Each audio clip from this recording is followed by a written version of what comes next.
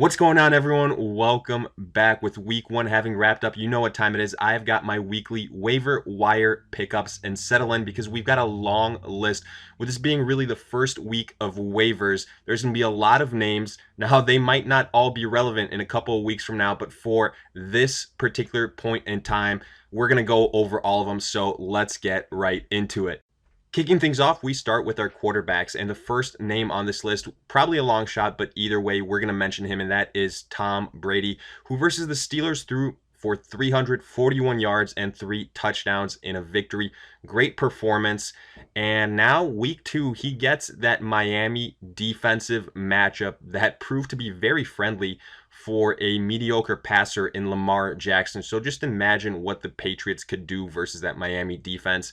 Now, look, in week one, it was really an aerial show versus the Steelers. I realized that the Patriots can beat in a lot of different ways, but Brady will have his opportunities. Now, there's a chance that he might not be available in your leagues just because of the name that he carries and how well known he is. But, I mean, as far as fantasy production, Brady the last couple of years hasn't really been a week in and week out stud, so there might be an outside chance he's still available. And let's not forget, Antonio Brown is set to join the Patriots next week, so that's going to be another weapon that Brady could utilize. Again, all that considered, and this Miami defensive matchup, it spells a great performance for Brady yet again. Next, we've got Josh Allen of the Bills, who versus the Jets in week one had 254 yards passing, a touchdown, 2 interceptions, but then also 10 rush attempts for 38 yards and a rushing touchdown. Now look, Josh Allen still has a lot of room for improvement as far as a pure passer is concerned, but this week he gets that New York Giants defense, and we saw what Dak Prescott did versus them. Now, I don't anticipate Josh Allen having the same type of success, but this is definitely a matchup where he should have a high ceiling. And take into account what he can do with his feet, I'd be very excited for this matchup with Josh Allen, especially if you're looking for a quarterback to stream. Next up, we've got Andy Dalton, who in week one versus the Seattle Seahawks had a great passing yardage game, 418 yards, 2 touchdowns, no interceptions, almost led the Bengals to a victory, ultimately came up just short. But you have to like what you saw, considering that there were pieces missing on the offensive line and AJ Green was out. I really do think the addition of Zach Taylor, the offensive-minded head coach, will help the development of Andy Dalton and help his ceiling, especially in terms of fantasy. Also, keep in mind, this week's matchup versus the San Francisco 49ers is going to be a friendly one. Just because Jameis Winston struggled versus the 49ers doesn't mean that Andy Dalton and the Bengals will as well. That's what happens when you throw several pick sixes. I don't think that'll be the case with the Bengals this week. And with a guy like Joe Mixon potentially being out for this game or being limited, I do think the Bengals will rely more on the pass, which again, to me, means a decent performance from Andy Dalton. The fourth and final quarterback on this list is Matthew Stafford, who in week one versus the Arizona Cardinals defense had a pretty good day, 385 yards through the air and 3 touchdowns as well. That is Matthew Stafford of old. And it sure seems like this Detroit offense is going to be back centering around Matthew Stafford. They've got the runners, they've got Kerryon Johnson, but they didn't use him as much as a lot of people expected in week one. We'll see if that was just sort of a matchup situation, what it was. But versus the LA Chargers in what should be a higher scoring game, considering the weapons and the offense the Chargers have, you'd have to assume Stafford is going to be airing it out again. And when you consider the success that Jacoby Brissett had versus the LA Chargers, I think it's safe to say that Matthew Stafford can have a similar type of performance. So in week two, not a bad option. Next, getting to our wide receivers, we start with rookie Marquise Brown, who in week one in his rookie debut had an incredible performance, 4 receptions for 147 yards and 2 touchdowns versus that Miami Dolphins defense. Now, you could go ahead and say that a lot of that had to do with the poor Miami defense. Well, guess what? The Arizona Cardinals defense that the Ravens will face in week two won't be that much better, especially considering Patrick Peterson won't be there due to his ongoing suspension. So Marquise Brown should have a high ceiling yet again. He is, to some extent, a boom or bust guy. He's not someone that I would have too much faith in PPR formats.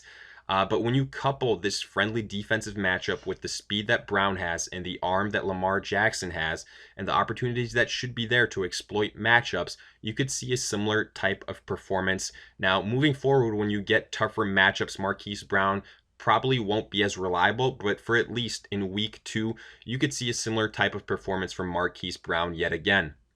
Next up, we've got John Brown of the Bills, who in his Buffalo debut had 7 receptions for 123 yards and a touchdown versus a pretty decent Jets defense, and it quickly became apparent that he is the favorite target of Josh Allen.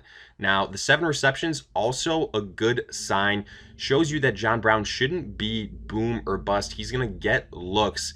And again, versus a very friendly defensive matchup versus the New York Giants in week 2, John Brown can go ahead and probably be good for a similar type of stat line. We saw what the Dallas wide receivers did to that Giants defense.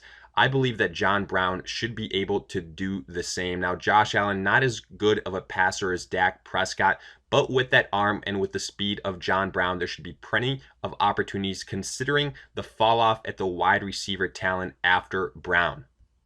Next, we have got John Ross of the Bengals, another Cincinnati player here. And in his week 1 performance, John Ross outplayed Tyler Boyd. He had 7 receptions for 158 yards and 2 touchdowns. Now, John Ross is more that vertical threat, and you saw that with a pair of long touchdowns.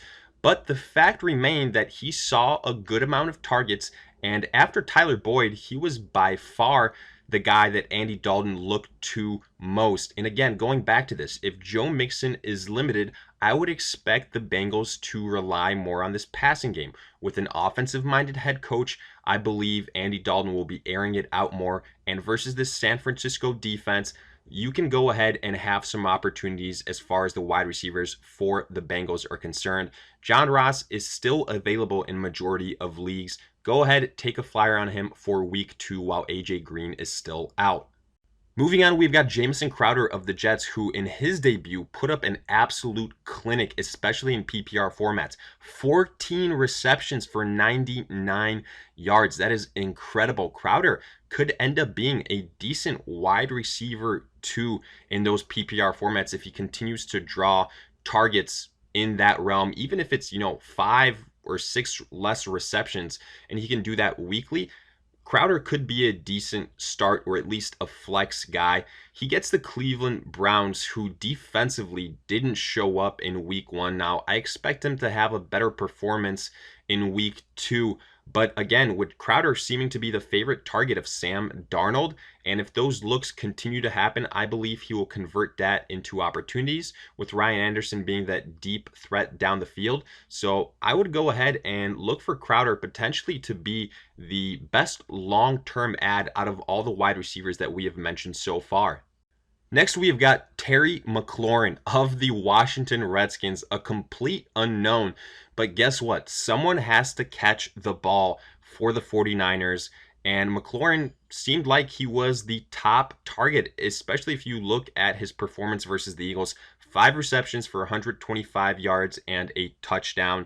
Now, the numbers do suggest a little bit of a boom or bust factor, but again, it comes down to who can catch the ball on this Washington offense. You've got a handful of names, and we're going to go back to that because this is not going to be the only Washington player on this list. It's all about opportunities, and McLaurin and also some of his other teammates at other positions will have those opportunities, even if it's versus the Dallas defense.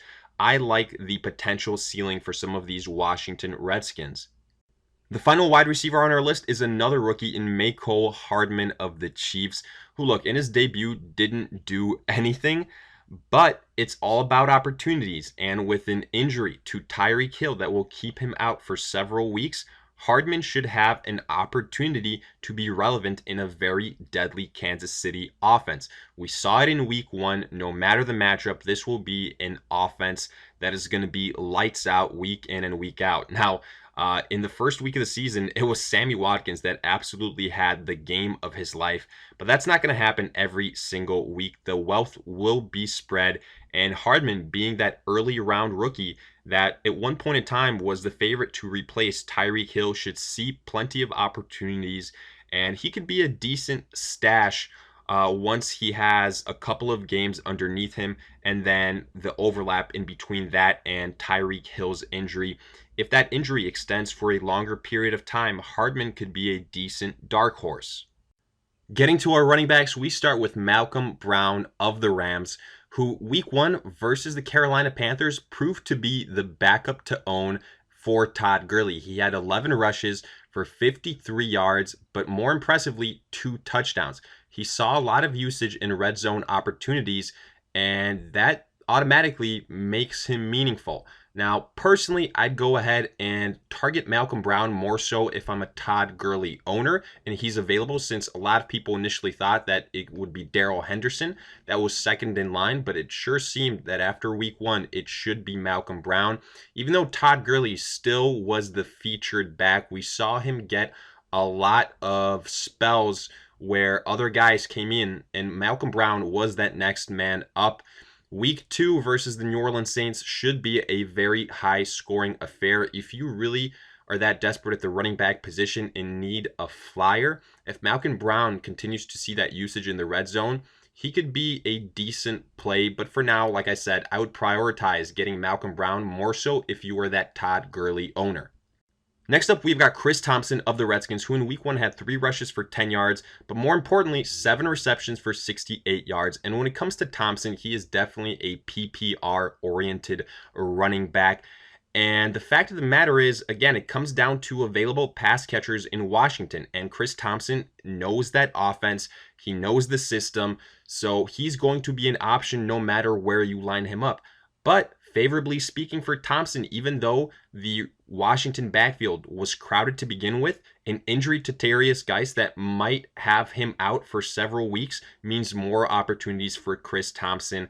And Adrian Peterson being a healthy scratch in week 1 maybe might mean he's in the doghouse or something like that. Either way, there will be more opportunities for Chris Thompson going forward, especially in week 2. The defensive matchup is a tough one, but again, if you're in a PPR format and need a flex, Chris Thompson might not be a bad option. He should see more usage in week 2 due to the Geis injury, and also just due to the fact that Washington doesn't have that many viable pass catchers at this point in time. Continuing on, we have got Gio Bernard, who in week 1 after Mixon's injury only finished with 7 rushes for 21 yards and 2 receptions for 42 yards. But the fact remains, if Joe Mixon isn't available for week 2 and the Bengals don't want to go ahead and rush him back, Gio Bernard becomes a borderline RB1 in fantasy.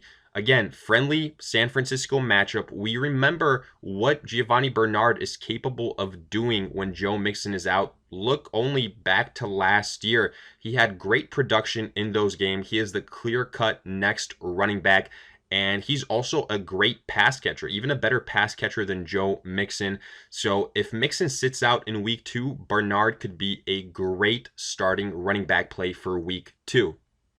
The last running back on this list is Matt Breida of the 49ers, and stop me if you've heard this before, but injuries to the 49ers backfield have given an opportunity for Breida to be fantasy relevant yet again. He had 15 rushes for 37 yards in week 1, nothing too impressive, but consider this, Tevin Coleman has a high ankle sprain that's going to put him out for several weeks. Jerick McKinnon is on IR. Matt Breida, even though he was in that 3 running back rotation to begin, training camp, now he's the only guy that's left standing, and that makes him valuable. We remember what he did last year when he was in this position. He's got a decent matchup versus the Cincinnati Bengals. Chris Carson had a good day versus the Bengals. I think Matt Breida, not only as a pass catcher, but as a rusher of the football, can have a decent game here. We'll see how much he's featured moving forward, because it does seem like Tevin Coleman will miss more than 1 week. So this should be a good litmus test for Breida and his usage moving forward while he is the main running back. Getting to our tight ends, we start with rookie TJ Hockenson of the Lions, who had a breakout game versus the Cardinals in week 1, 6 receptions for 131 yards and a touchdown. He looked Gronk-esque But let's not hurry to heap praise onto him so fast. It was only one performance. We'll see if he can go ahead and sustain it and continue to be a primary target for Matthew Stafford. But as long as the Detroit Lions and Stafford continue to air it out like they did in week 1, this should be a good opportunity for Hockenson to be a surprise sleeper at the tight end position. Now, in week 2, he's got the LA Chargers, and like I said before, for the Lions, this should be a high-scoring affair, or at least it has the potential to be, considering the offense that the Chargers have. So I expect Stafford to air it out, and that means a lot more opportunities for Hockenson. So he could be a decent tight end to play come week 2. Next up, we have got Vernon Davis of the Redskins, who in week 1 had 4 receptions for 59 yards and a touchdown. Now, I'm going to go ahead and say there's an asterisk next to this name because to me, Vernon Davis is only viable while Jordan Reed is still out with that concussion. Once Reed comes back, I'd be pumping the brakes on Vernon Davis. But again, when you're looking at tight ends and if you need to stream at that position and you're desperate, someone needs to catch the ball for the Redskins. And I'd say that McLaurin, Vernon Davis, and Chris Thompson right now seem to be the top pass catchers. So with that being said, I'd go ahead and take a chance on Davis in week 2 if you really need help at the tight end position. The third and final tight end on our list is Mark Andrews of the Ravens, who in week 1 had a great performance, 8 receptions for 108 yards and a touchdown. He was a favorite pick for a tight end sleeper for a lot of people, but I'm going to go ahead and say, even though the stats were great, keep in mind that a lot of the success that Andrews had was in the second half of that game versus that Miami defense, once the Ravens had already decisively put them away. He even had a touchdown via Robert Griffin. So how much will Lamar Jackson actually look at Mark Andrews is a decent question to be asking. It's a fair one. But favorably, again, it's all about matchups, especially at some of these positions. And week 2, the Ravens are going to have the Arizona Cardinals. So I'd go ahead, take a chance on Mark Andrews, and potentially start him again as a tight end 2 with a high ceiling this week. And finally, getting to our defenses, we start with the Carolina Panthers, who are going to be playing Thursday night versus the Tampa Bay Buccaneers. This is a home game for Carolina, and they should have some turnover opportunities versus the Tampa Bay Buccaneers. We know that Jameis Winston is turnover prone. Even if this is a high-scoring game, I expect at least 1 or 2 interceptions courtesy of Winston. I also expect a decent performance from that defensive line and Gerald McCoy. Once he plays the Bucs, I'd go ahead and account for several sacks here as well. It'll be really interesting to see how the Bucs bounce back versus that terrible performance versus the 49ers, where they made the 49ers defense look elite. The Panthers definitely have more playmakers, so it could be a sneaky good matchup. Even though the Panthers do need some work in the secondary, I think that front 7 will force several turnovers and get you at least somewhere between 8 and 10 points for that defensive position. Next up, we've got the Broncos defense, and this is a start that I absolutely love. Not only do the Broncos have a favorable matchup versus the Bears and Mitchell Trubisky, who can't throw an accurate pass to save his life, and who's shown that in 2 years, he's not really worthy of being a franchise starting quarterback. But, that's a story for another time. All you need to know for now is this is a home game for the Denver Broncos, who have an excellent defense, who can apply pressure to opposing quarterbacks.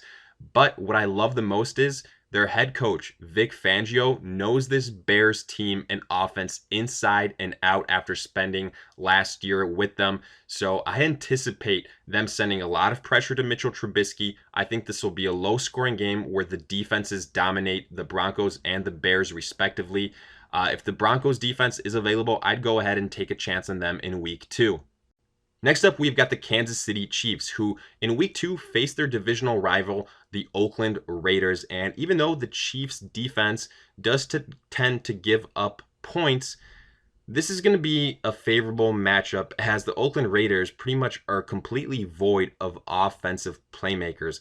I expect the Kansas City offense to jump out to a pretty early and big lead, which is going to force the Raiders to go ahead and throw the football. And even though they might be successful to some degree and the Chiefs might give up some points, I think the opportunity for turnovers via interceptions and forced fumbles is more than going to make up for those given up points. So I like the Chiefs as a sleeper defense in week 2.